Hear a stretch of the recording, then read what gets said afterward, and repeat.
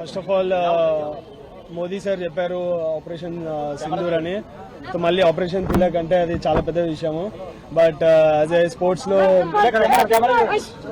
Sports లో just మాకు అనేది ఏంటంటే కంట్రీకి ఆడుతుంటే కంట్రీకి గెలిపేయాలని ఉంటుంది ఏ మ్యాచ్ ఆడినా. So at the right moment right టైంలో ఆపర్చునిటీ వచ్చింది. So I'm feeling so great that I have done something for కంట్రీకి. ప్రెజర్ ఎలా ఫీల్ అయ్యారు మీరు? 20 రన్స్ కి 3 వికెట్లు పడిపోయినాయి ఇండియా. సో చేంజింగ్ ఉంది దట్టు పాకిస్తాన్ మీద.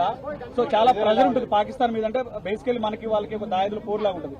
సో ఆ సిచ్యువేషన్ లో మీరు బ్యాటింగ్ వెళ్ళారు, ఎలా అనిపించారు?